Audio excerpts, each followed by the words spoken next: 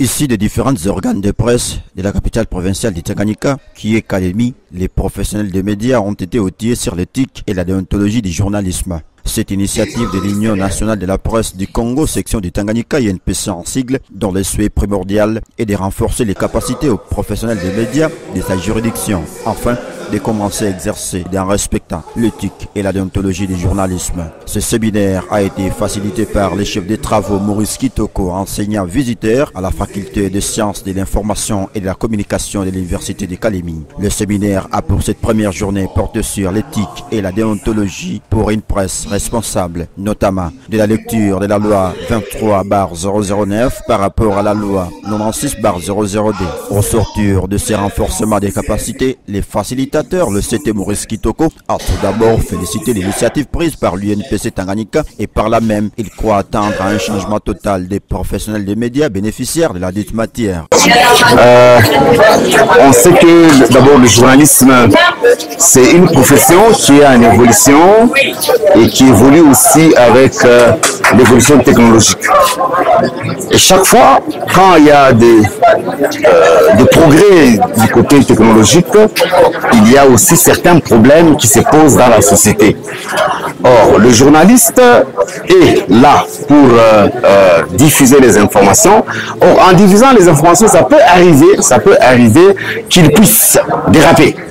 Alors, la séance d'aujourd'hui était de nous aider, nous journalistes, dans notre travail pour ne pas déraper.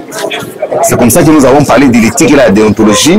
Lors du traitement de l'information, lors de la collecte, lors de la diffusion, il faut respecter les normes de la société. Si tu veux être professionnel, un professionnel, c'est celui-là, qui maîtrise les techniques de la profession, et des deux qui maîtrisent le code de l'éthique et de la déontologie. Tu ne peux pas être là seulement te dire journaliste parce que tu sais écrire, tu sais parler, mais si tu ne maîtrises pas les règles, si tu ne maîtrises pas l'éthique et la déontologie, tu risques de brûler le pays, tu risques de brûler la ville. Alors, les notions de l'éthique et de la déontologie sont les garde-fous du journaliste pour qu'il ne puisse pas dire des bêtises, pour qu'il ne puisse pas brûler la maison. Vous avez raison, de telles formations, on ne doit pas les laisser seulement en ville. Il faut aller partout, même dans l'intérieur. Mais le problème, c'est comment le faire? Où sont les moyens? Il faut se déplacer, il faudrait qu'il y ait des organismes, il y ait des organisations comme l'UNPC maintenant.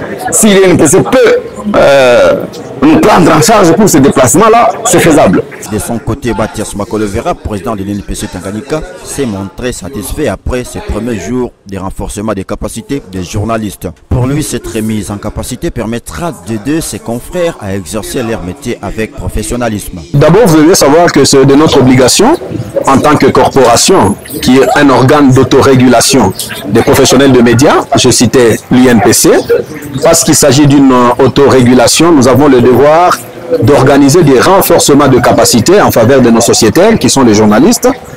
Pourquoi organiser? C'est ça votre question. D'abord, nous organisons pour capaciter les journalistes afin de les épargner de la victimisation face à tout ce qui est comme menace. Parce que vous savez bien que lorsqu'un journaliste ne fait pas bien son travail, il devient victime expiatoire. Et dès lors qu'il est victime expiatoire, le formateur nous a rappelé qu'on est professionnel que lorsqu'on est en vie. Et nous avons besoin des professionnels vivants, donc des journalistes qui exercent en étant à vie. Et aujourd'hui, je suis très satisfait parce que le chef de travaux Maurice Kitoko, qui est vraiment un chevronné en communication, venait de capaciter, en tout cas de manière satisfaisante, les journalistes. Il y a eu une quasi-totalité de journalistes, donc la composition de presque toutes les maisons de presse de Kalemi, et ça ne s'arrête pas par là, qu'il a enseigné aujourd'hui. Ça a cadré avec l'éthique et la déontologie, mais cadré avec la loi numéro 023/009 qui est la nouvelle loi sur la presse. C'est une loi qui est presque non vulgarisée, mais à travers déjà cette formation, c'est une vulgarisation de plus et les journalistes sont outillés. Je suis très satisfait. Nous prenons toutes les mesures qui s'imposent pour essayer de relayer cette formation dans nos 6 territoires parce que le Tanganyika est composé de 6 territoires et beaucoup plus, c'est dans les territoires qu'il y a des problèmes. Et j'ai compris que ces problèmes-là émanent également de la non-capacitation des journalistes dans ces territoires-là. Mais si au moins on essayait d'amener les formateurs dans chaque territoire pour essayer de capaciter le journaliste, on n'aura plus de problème. Donc après cette formation que nous venons de suivre aujourd'hui, nous allons organiser une politique de relayer cette formation dans d'autres territoires. Si on n'arrivait pas à le faire, on va faire venir certains représentants des territoires ici, les capaciter, les former comme formateurs. Avoir des journalistes compétitifs, des journalistes qui savent respecter des normes, des journalistes qui savent bien leurs obligations et leurs devoirs dans l'exercice de médias. Comme vous le savez, dans le recrutement, nous prenons quand même les amis qui viennent d'autres sciences. Il y a ceux qui n'ont pas fait les sciences de la communication, il y a ceux qui n'ont pas suivi des formations. Mais à travers cette capacitation, nous avons l'attente de trouver demain des journalistes les plus professionnels, des journalistes qui ne sont plus à la solde des politiciens, qui ne sont plus à la solde, qui ne sont plus victimes vis-à-vis de l'exercice de leur métier. Et c'est pourquoi je n'ai cessé de rappeler aux journalistes de se comprendre d'abord eux-mêmes. Qui sommes-nous? Que pouvons-nous faire? Et on ne peut jamais savoir ce qu'on peut faire si on ne se connaît pas d'abord. Donc, le bras sécurier et l'élément qui est la clé de voûte de tout ça, c'est la conscience. La prise de conscience de notre métier va nous pousser à être les plus meilleurs à demain. Et voilà pourquoi je demande à tout le monde de s'approprier cet atelier de 2 jours. Et après, on a encore un autre atelier en téléchargement avec le bureau conjoint des Nations Unies aux droits de l'homme, en synergie avec la MONUSCO et le PNUD, qui va s'organiser d'ici là. Mais ça sera cette fois-là sur la sécurité. Et ça va s'étendre à Kalemi et à Nyonso. Vous pouvez croire qu'on nous invite à l'université de Kalemi, c'est peut-être pour l'apologie, c'est peut-être pour la gloire de quelqu'un, mais non. Ce qu'on enregistre dans sa tête, ça reste pour sa gloire. Et donc, j'invite tout le monde à embarquer dans ce train, à embarquer dans ce bateau à partir de ce samedi, parce que la matière qui sera abordée le samedi, c'est l'écriture journalistique, et on va atteindre également une autre étape sur la conception des émissions qui capturent. Et donc là, j'invite tout le monde à venir. Vous n'êtes pas encore en retard, mais le samedi, venez à 8 h. L'heure a changé, ce n'est plus à 14 h, c'est à 8 h. On va faire presque toute la journée ici. Et une satisfaction totale exprimée par les journalistes qui ont pris part à cet échange, tout en disant de mettre en pratique les notions apprises. Et par cette occasion, ils ont émis l'appel à leurs pairs journalistes qui n'ont pas pris part à cette première journée de rallier les jours suivants. Remercier l'UNPC parce que c'est pour la première fois que cette initiative vient d'être réalisée. Aujourd'hui, bien sûr, la presse du Tanganyika a besoin de cette formation. Pourquoi? Parce que nous avons constaté récemment qu'il y a eu beaucoup de dérapages, surtout pendant la période électorale. Mais ce que nous avons appris aujourd'hui avec le CT Maurice Kitoko, c'est vraiment important parce que là vient réellement renforcer les capacités des journalistes.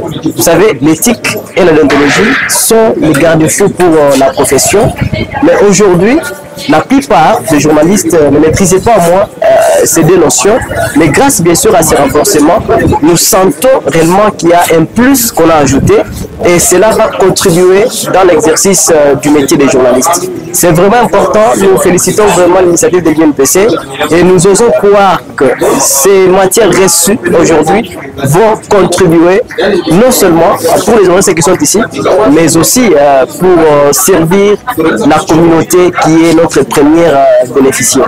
En fait, on ne peut pas être journaliste sans apprendre. Bien sûr, c'est une vocation, mais il faut toujours qu'il y ait renforcement.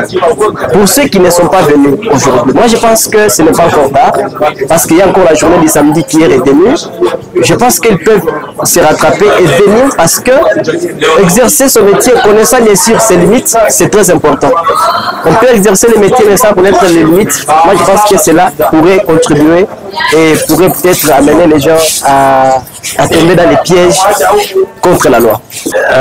Parler des matières, je crois qu'il y a beaucoup de choses qu'on peut tirer comme leçon aujourd'hui. Je pense que nous sommes en pleine forme parce qu'à partir d'aujourd'hui, toutes les difficultés auxquelles on était confrontés en tant que professionnels des médias seront éraguées. Et parce qu'à ce moment-là, on ne sera plus un journaliste qui jette des fleurs, qui raconte n'importe quoi sur les gens. On doit travailler pour préserver la dignité de la personne humaine, la vie privée des individus, des politiciens qui ne sont pas d'ailleurs nos amis. En tout cas, on va devoir s'écarter des politiciens et rester neutre dans les traitements, la collecte et même la diffusion de nos informations. Je crois qu'à partir d'ici, toutes les lignes sont vertes pour un travail acharné et de qualité. Ceux-là qui n'étaient pas avec nous, je crois que c'est une invitation que je lance. Il y a une nécessité profonde de militer ensemble pour qu'ensemble nous puissions travailler dans la solidarité, parce que la solidarité aujourd'hui, c'est notre cheval de bataille pour que ceux qui n'étaient pas avec nous puissent bénéficier de ces notions, parce que au cimetière, il n'y a pas non plus de journalistes. Nous sommes journalistes et quand nous sommes vivants, alors nous devons travailler dans la solidarité. Ensemble, nous irons plus loin. Il se de signaler que cette grande activité s'est déroulée dans la salle amphi Jean Kirongozi Siumba de l'Université de Kalemi et prendra fin le samedi 6 avril 2024.